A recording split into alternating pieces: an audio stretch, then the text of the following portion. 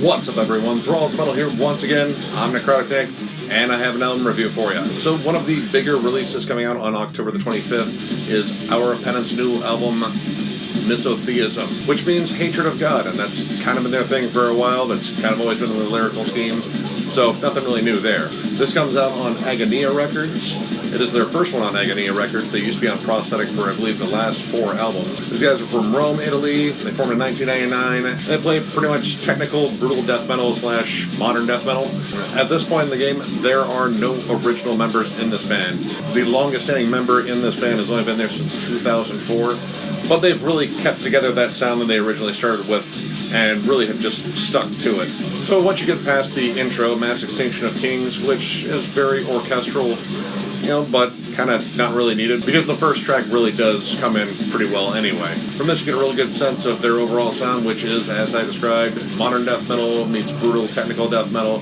They've pretty much had this sound since their inception, albeit I think the production on this is pretty clean on this.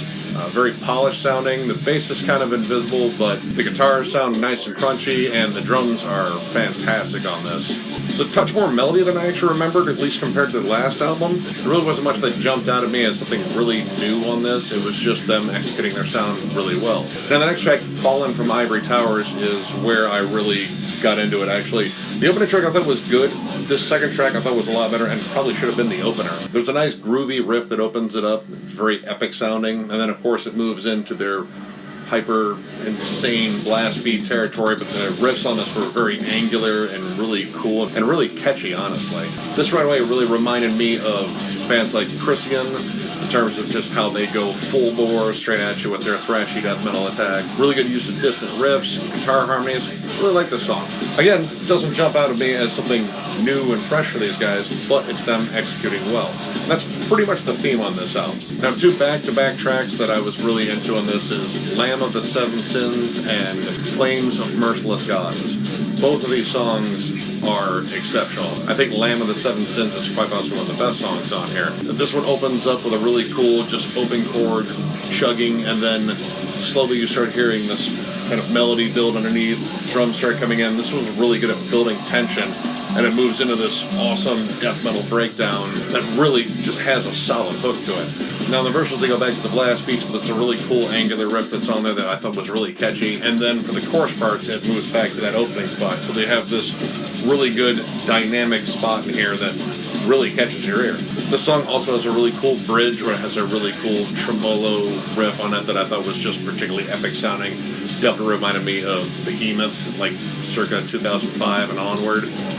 Really just a huge moment on this. The vocals were really layered on this too. Get some low growls mixed in with some more mid-range growls too, and it kind of adds this extra layered effect that I really liked on here. Kind of give the moment more impact. Flames of Merciless Gods has a very interesting riff on it that works throughout the entire song in different spots and in different ways. It pretty much is carried out throughout the entire song, essentially skipping more their technical side and just sort of carrying a melody throughout, but they use it in different spots and use it to different effects.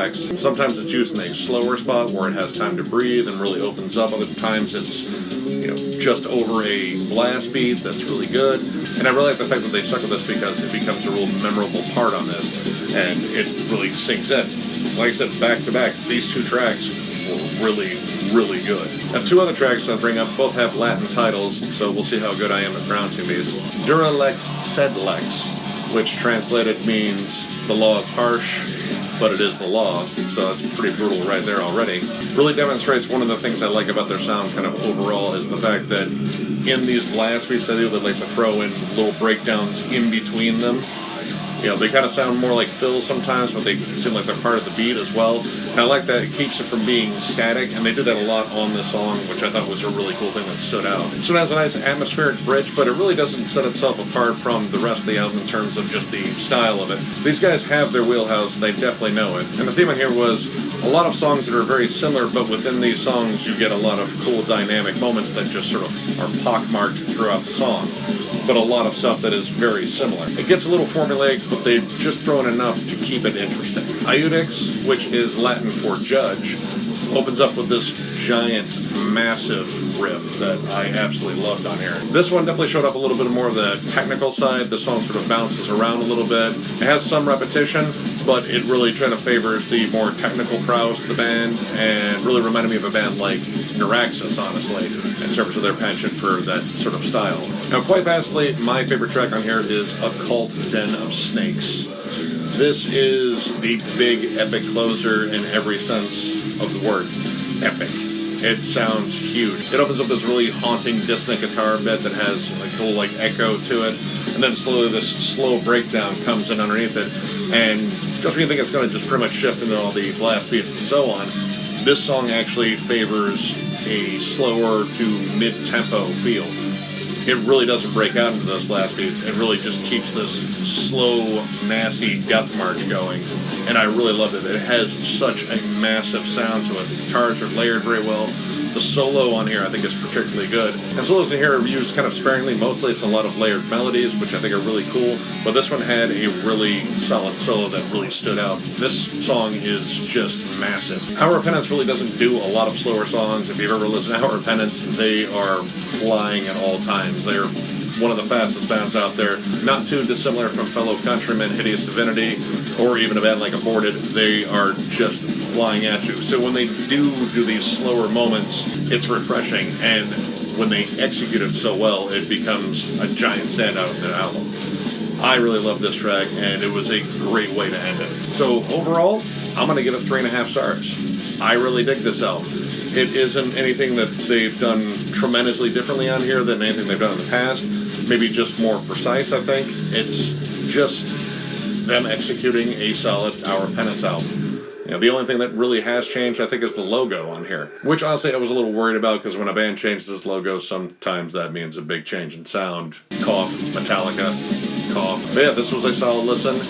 I dig it, and I recommend you guys check it out. So, if you like the video, give it a thumbs up.